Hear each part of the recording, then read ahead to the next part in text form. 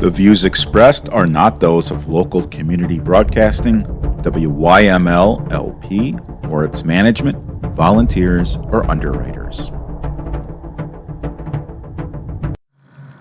Greetings and welcome back to the Personal Safety Show. This is Marcus Melnick with Stress to Logic and Firearm Mentor, your host, and we are continuing the conversation with Roman, who is running for Lake County Sheriff. We're going to get right back to it.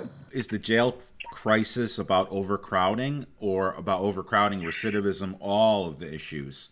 What is the crisis? The crisis that you and I were referring to right now is specific into the staffing.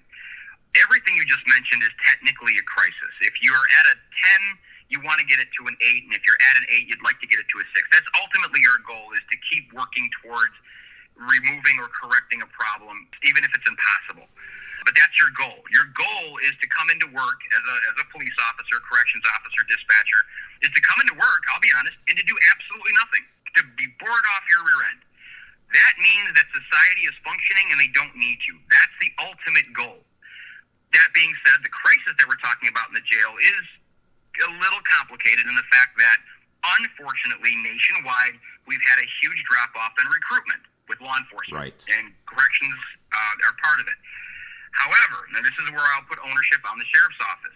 We have reduced our recruitment to simply soliciting online. When I was at the sheriff's office, we would go to job fairs throughout the county. We would go to colleges. We would go to the Navy base. We would go to Sheridan. We would literally go out to people and say, hey, listen, as you're getting ready to ETS out, you know what, this might be something you look for. This is the benefits. This is what we can do for you. We don't do that anymore. So right now, we, unfortunately, because of predominantly, not only, but predominantly staffing, which is at least 55 corrections officers down, unfortunately, right now, you have to change your model about what you're doing. That means getting back and being aggressive. Right now, overtime and staffing is at such a low point that they're forcing people to stay at work because they can't staff it enough. Statutorily, that's one of the 3 things that a sheriff's office is responsible for. So what is our options? Right now, I think we're paying McHenry County $5.4 million, I believe, is what the sheriff of McHenry said in his press release, that we were supplementing his budget by 10% by shuttling folks that are remanded to the 19th Judicial Circuit to their jail. So a county that is smaller and pays less somehow has the ability to staff and house our folks here. Wait a minute. That's wrong on so many levels. And I could keep you here for like another half an hour just on this topic. We're not being proactive in addressing the problem. We're just kind of letting it hang there. And maybe it's just the easiest answer is to drive them back and forth. But I believe it was maybe 4 months ago. They had an accident on 120 in a transport vehicle where we were transporting folks back and forth and sent, I believe it was 16 people to the hospital that didn't have to be there. They should have been at our jail, being housed until their cases were heard. It was completely unnecessary. So from a moral and an ethical value, no, you're not doing that. And the people that are working there, we're talking about a safety issue and a quality of life for both the people that are there and the COs, the corrections officers. They have lives too, and it shouldn't be doing 16 hours a day because we can't staff the jail. We have resources, and we're just simply not going out there and going, let's find good people. I know sometimes that's hard, but let's go find them. Let's go get them. If McHenry County can do it, look no further than one county over to know, yes, we can too. Maybe it's time we sit down and ask them what they're doing that we're not. You were talking about justice-involved individuals, to be politically correct, and how they are released back into the same environment that may have contributed to their crimes, because people are creatures of habit. Well, so police officers are people too. So how do you rebuild a police force or build a new culture when you have the dinosaurs? And what I mean by the dinosaurs is the guys who've been on the job for decades and they're retired in place. And everyone is resistant to, I'm hitting this on the head. They're resistant to change. This is the way we've always done things. We don't want progress to get in the way of tradition. If there's any topic that's going to make people question my position, it's this one. In my experience, and I started as a CSO, 32 years from start to finish when I got done. It is very, very, very low that the salty guy or girl, that retired in place that you mentioned, genuinely fought the system. Many times they got frustrated because they felt they didn't have a voice and didn't get an explanation. As laws change, policies change, internal policy changes that aren't even dictated outside the law, just actually arbitrary, an administrator going, this is what we're going to do. They feel at times that they don't have a voice, and that creates dissension, it creates lack of morale, it creates a real problem across the board. Good example. And these are the things that you, as an administrator, you have to take on point. I was a union rep at the sheriff's office, and this goes back, well, maybe like 10 years ago. And at one point, somebody came to me and said, listen, the county wants to penalize deputies against overtime if you take benefit time. And what the argument was is in the Fair Labor Standards Act, it talks about the amount of hours and hours worked as opposed to that, but there's a section in there that says at worked hours, but there was no caveat to explain what at worked hours was. So the county had decided that after all these years, if Roman took a vacation day that he earned, by the way, that was part of the agreement, that's there, but he took it because if he didn't use it, he was going to lose it, and then all of a sudden overtime came up in that same week, that he would have to make up those hours of straight time because he wasn't, I'm air quoting here, at work. I got stuff like that. That's the kind of stuff that makes people feel like the carpet's getting pulled out from underneath them. We ultimately wound up negotiating so that it would only impact sick time. So that if you took a sick day, then yes, you had to make up the straight day. But if I took a vacation day that I had earned, that would not negatively impact me. There were a couple little caveats, but that's the Cliff Notes version. And stuff like that makes guys and girls kind of go, listen, I have an open contract here. I come to work. I want to serve my community, and I feel like I'm getting kind of the rug pulled out. That really shouldn't be our priority. If I'm not doing anything shady or dirty or illegal, why are you coming after me? And that creates an undercurrent of resentment and actually actively sometimes being negligent or not negligent, I'm sorry, but not wanting to participate, lack of participation. If I genuinely feel, and it won't be overnight because you can't just rip off a Band-Aid and all of a sudden make everything right. The grass is never greener on the other side. It's just a different color green. You need to start planting those seeds now of no, as your administrator, you will have representation. It won't be because of A, B, and C. Just like I want to be the voice for the public, I'll also be the voice for the people that are in that office. Whether you're a civilian or sworn, that representing you and you. This is leadership, not management. This is a big contradiction. Right. Everyone knows management. Very few people know leadership. If my name's on the door, I've already got my name on the door. Now it's my job to make sure that everybody underneath me has an opportunity to excel, and that they feel comfortable that as long as they're not doing anything malicious, willful and wanton, and blatantly against the law without absolute justification for it, then they're going to have the support of the office. And the public is going to have the support of the office too. When we have problems, we're not going to bury it on some Facebook post. We're not going to duck it. We will meet you, literally sit down straight up and go, this is where we are at, and this is what we can do, this is what we can't do, and this is how we move forward from here. Now, it takes time. You have to prove that it's real, because anybody that's been in the sheriff's office has gone through that process where people have walked in and said, hey, if you got something to say, just say it.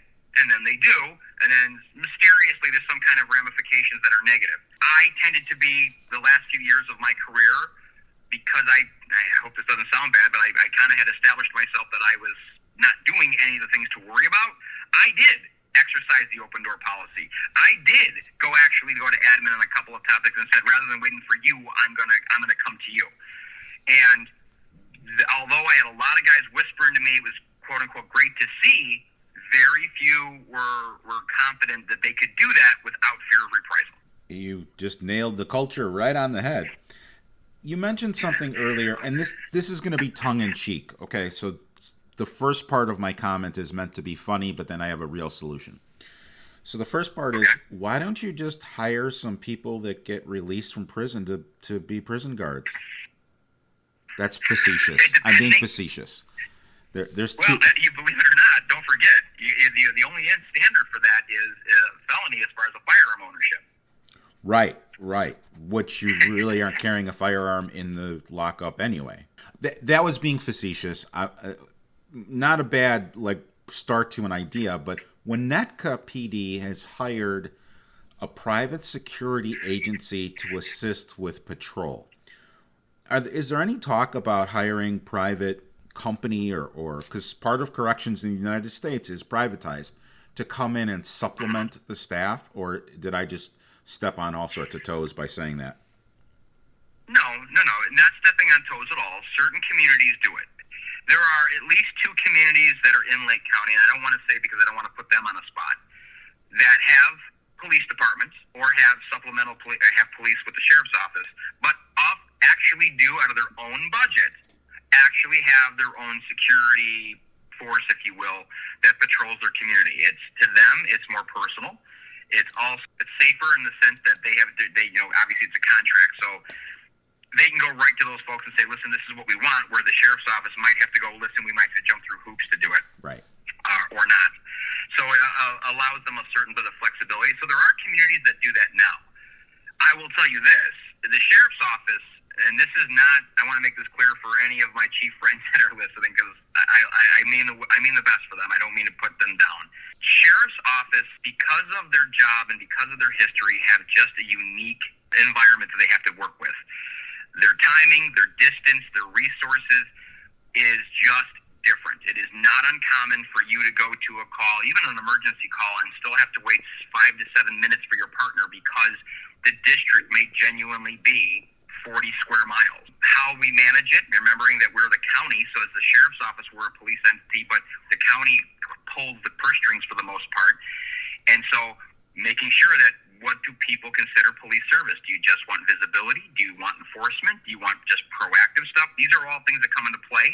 To my knowledge, county-wise, I do not know of any discussion of an outside entity outside of the courthouse, because they do have private security that does some of the there. That's the only thing I know of right now that has anything to do with privatizing, as far as the county's concerned. What political party are you associated with? Republican at this point. Does it really matter in local elections what party you are? It absolutely should not. When it comes to the sheriff's office, it should not. The sheriff's office and the state attorney's office are supposed to be absolutely nonpartisan. You're supposed to be enforcing or protecting the Constitution. You are not supposed to be going down political alleyways and having that influence your judgments or your policy or anything. Your state's attorney's office and your sheriff's office should be 100% nonpartisan. They should not have anything to do with politics, because you cannot guarantee an impartiality and neutrality, and the Lady Justice having her eyes blindfolded for a reason. You can't guarantee that if you allow politics to creep into those offices. And I understand inter-office politicking, people who have career paths and such, but your job, my job as the sheriff, is to honor the Constitution, uphold the Constitution, and if it's not, be a voice for the folks about how that Constitution is being applied to them. And unfortunately, because of the history of the sheriff's office, which the original backstory, if you look at Sheriff Mack, he actually wrote a book on it as far as a constitutional sheriff. He goes into more detail. The sheriff used to be called the Shire Reef. You guys, everybody knows it because of Robin Hood, where the sheriff used to go out there and collect the taxes for the king and so on. That's the reason why your sheriff's offices are elected. They're supposed to be for the people. The problem with that is that when they're elected by the people, unfortunately, there also becomes a political office too. So it kind of works against itself a little bit with what we want and how we get it. I totally agree with you. Those offices should not be political, and the nature of it, and I'm going to talk about our state's attorney, and you don't have to comment. I'm going to comment, but I was invited to be on a panel to talk about gun violence in Lake County. And the panel, the county had hired Harvard University, and at Harvard University, the two people that came out, the researchers, were anti-gun. So already it's skewed. The panel was myself, a firearms instructor, and 4 members and activists who were anti-gun. Moms Demand Action, Million Mom March. It was extremely lopsided. And I had been on shows with some of these people afterwards, and I just felt that it was established to further a political agenda instead of examining an issue. That's my comment. I'm not asking you to comment. I'm just sharing my experience with the listeners. The political landscape has kind of changed, and being a law enforcement officer, you have a more unique perspective on this. President Trump was elected, and he has some felony convictions, which may or may not be going away, depending on which news head you listen to. Has that changed, having an elected official who has a felony or multiples? Has that changed any of the politicking that happens at the local level, state level, federal level? I can only speak about my personal experience. I have no data. I have nothing to back it up, bigger picture. What I have found when it comes to that is that normally I would say no. If years ago I would have said no because the people were going to vote for what they were going to vote for, it seems to be used a lot as validation to emphasize a political point now. So again, it shouldn't have anything to do with our office. We're not talking about Washington. We're not talking about the state police. We're literally talking about Lake County. We should be looking at our local officials and our local elections on a one-to-one basis. What does this candidate represent? I'll even go as far as to say not even party line. Where is your position? Help me understand who you are. Unfortunately, right now in 2025, I feel very confident when I say we tend to get ourselves wrapped up into national politics and sometimes bleed that into local politics way more than we should. Nobody speaks for me, regardless of criminal record or what you have or what you don't have. My job is that I stand here before you saying, listen, the guy that's asking you for your consideration didn't do any of that. I'm not affiliated with that. I'm here as somebody who served my country and has served my community. So I would like to think that you would look at me. Unfortunately, I have witnessed a lot of people who just kind of bleed that over into, well, if you were here, then you must be with A, B, and C. And that's right. Unfortunate because it really narrows our pool. Trust. We are trusted and established in teaching others to protect themselves from physical harm. What if we could also protect your wallet? At Firearm Mentor and Stress to Logic programs, safety isn't only about strength. It's about smart choices and peace of mind.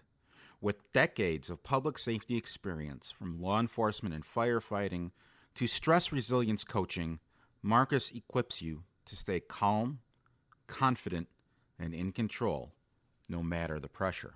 And now, with our new partnership with Think Energy Plus, we're giving you a chance to protect what matters most, your budget. By switching to cleaner, fixed-rate electric energy and soon-to-be gas, with personalized savings, you're investing in both your safety and your savings. And with AutoSave, you are automatically switched to the lowest energy rate. Whether you are guarding your personal safety or safeguarding your finances, Marcus Melnick and Think Energy Plus are your trusted allies. Discover how to stay safe and save by visiting thinkenergy.plus/Marcus Melnick. That's thinkenergy.plus/Marcus Melnick. After you visit, send your electric bill for a free rate analysis to marcus@firearmmentor.com. Smart protection for your body and your wallet. What final thoughts can you offer about what you do, your campaign? Maybe there's something I didn't ask you that you're dying to talk about. Take it away. The floor is yours. I want to put this out because this should be nothing, but I feel that I have to because as we go down this path of different ideas and different governance, I keep having to come back to this. Number one, I'm an American. Yes, my father's German lineage and my mom's Italian lineage and whatever, but it never got lost to me, even as a kid, that my forefathers left those places to come to America. So first and foremost, I'm an American. Second of all, I will not ever be ashamed of being American, that for all of our differences and for all of our problems, everything that we're going through, we have the ability to go through because of what America stands for. So I was in a parade, well, it'll be 2 weeks ago, and there was a lady who had not taken an American flag from me. It had just an American flag simply because there was the presumption of party affiliations. There was no connection. Yep. And I looked right at her and go, it's an American flag. And she's like, not from you. No, I will never, ever, ever, don't ever think that I will ever put any other flag, any other nation above red, white, and blue, and that's just the way it's going to have to be, and that will never change. Now, we can have our differences, and we can mediate to some degree and move forward, but I will never do that. I wish more people would understand that basis, for all of the hemming and hawing, we got to expand ourselves a little bit more. Law enforcement has been the easy answer. You've gone to law enforcement, you'll see something on TV, you usually get taken out of context, we get emotionally charged from it, and that's all you know. When things happened up here, as more of a backstory with my credentials, I was also a use of force instructor. I was also a senior resource officer. Why is that important? Because going through and trying to talk with folks, I was also one of your workplace violence instructors. I would go throughout Lake County for free. Churches, businesses, homes, schools, to actually go through protocols, and didn't have anything high speed and didn't cost you anything. That simply getting people's attention within reason. I could take, do you know, Marcus, do you know what ALICE training is? I'm an instructor, yes. So am I. I was told that sometimes it was a little too high speed for people. So again, that gentleman, Ray Rose, said, make it more palpable, make it more digestible, and I did. So when you have people where you actually have folks, and I'll never forget this one lady. It was a company down south of the county. Again, I want to be careful not to bring a municipality into it, but we went through it, and afterwards she was come up and asked me questions, and she's kind of like crying a little bit. And I asked her what's wrong, and she goes, Roman, I had to come back to work because I needed the health insurance because of my husband, and because I work for the president. She goes, I always just assumed that I was just going to be a victim if this ever happened. She goes, I always held my breath. She goes, I didn't know any of this stuff. And I actually went up to her office because I'm also a CEPTEP, which is in crime prevention through environmental design. It's basically kind of doing site assessments and stuff. And I walked her through it, and by the time I was done, she goes, I never knew that these were options available to me. She goes, and I'm like, well, of course not. The company doesn't tell you how to secure your doors with, cables from your computer. Right. They don't want you doing that stuff. I go, but I can. And the bottom line was when I left, she goes, I genuinely feel like this is an empowerment. She goes, I didn't think I had this option before. That's the participation, and that's the education. But I will go this, and this is the last kind of thing I'm going to go with. That character education program that I spoke to before, again, recognized by the school district, this is how simple it can be. Out by my house, I have about 1.5 mile route that I walk with my dogs. And then this particular day, I'm walking by this school that we only help with once in a while. We're not actively with them. There's 4 kids, 3 girls, 1 boy. And the largest or the oldest girl, she's thumping on the boy pretty good. And I'm just walking by the street with my dogs. And she's hitting him good. So finally I yell out, hey, knock it off, stop hitting him. She yells back to me. She's like, you know what, he's my brother. And I yell back. All the more reason why you don't yell at him or hit him like that. Don't hit him again. I get 5 more steps, Marcus, and one of the other little girls that was there yells out in her sweetest little girl voice, are you a police officer? And it dawned on me that the little girls that were with her knew my voice from the schools that we did without fear of intimidation, without any of the negativity.